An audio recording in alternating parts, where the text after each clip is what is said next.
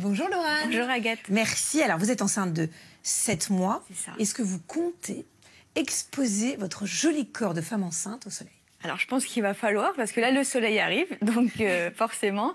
Mais après je ne sais pas trop comment je peux m'exposer. J'imagine qu'il y a des horaires à éviter, des quelques recommandations, quelques précautions plutôt à prendre. Voilà. Hélène va tout nous dire. Est-ce que déjà c'est dangereux de s'exposer au soleil quand on est enceinte? Alors, un petit peu plus qu'à l'accoutumée. Et donc, il y a des précautions qu'il va falloir prendre, notamment au niveau du visage, parce qu'on a une sensibilité liée au contexte hormonal en fait, particulier de la grossesse, qui fait qu'on va être amené à avoir parfois des zones de pigmentation.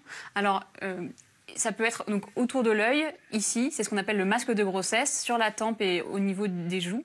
Et donc, il va y avoir une coloration plus foncée. C'est comme des taches de vieillesse, en fait. Hein. Un petit peu. Alors même si normalement... On appelle les fleurs de cimetière, ce qui est toujours sympa. Oui. Même si normalement ça s'en va en fait à la fin de la grossesse, il arrive que ce masque de grossesse, donc ou cloasma ou mélasma, c'est les noms scientifiques, reste et subsiste après. Donc c'est pour ça qu'il faut particulièrement se protéger.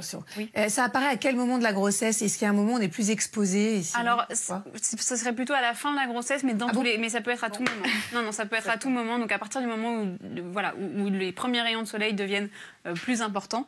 Et donc c'est pour ça qu'il faut absolument se protéger. Donc on respecte déjà les règles habituelles concernant le soleil, puisqu'on sait qu'entre midi et 16 heures, il faut éviter l'exposition directe. Il faut toujours se protéger avec une crème solaire. Alors, à fortiori, quand on est enceinte, un haut indice de protection. On prend un indice 50.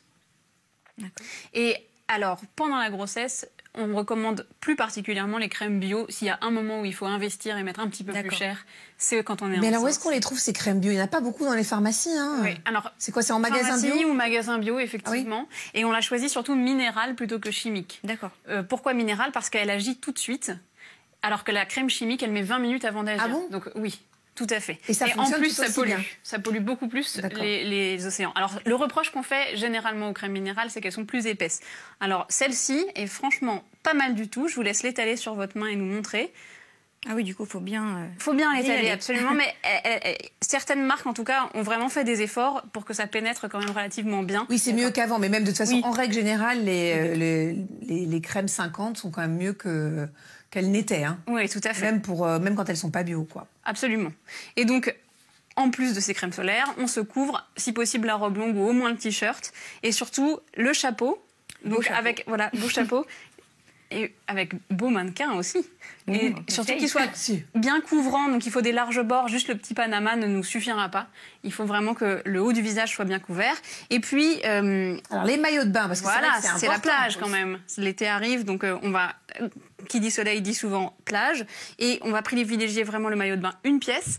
Et alors on trouve même maintenant... Pourquoi est-ce qu'on privilégie le maillot de bain, une pièce? Ça limite les zones. Je veux dire, c'est pas dangereux pour le bébé si on prenait un coup de soleil sur le ventre? Non, parce que c'est sur le ventre. Voilà, tout à fait. C'est juste parce qu'on limite et aussi parce qu'on a la ligne brune parfois qui est une zone d'hyperpigmentation et on ne va pas en plus accroître. Alors, juste un mot sur cette ligne brune que j'ai eue moi par exemple mais qui a disparu. C'est-à-dire que c'est dû à quoi? C'est le même principe que la masque? C'est ça, exactement. C'est l'activité hormonale qui va provoquer des zones d'hyperpigmentation. D'accord, ok. Voilà. Et donc, on a aussi maintenant des maillots de bain qui sont anti-UV. Et alors, celui-là est blanc, donc c'est d'autant plus intéressant parce que ça réfléchit les rayons du soleil. Donc, si on peut privilégier les couleurs claires pour le maillot de bain, une pièce, c'est encore mieux. Alors, on rappelle qu'évidemment, on évite les cabines à UV, hein, évidemment, que ça ne prépare pas. Alors, il faut rappeler les fondamentaux.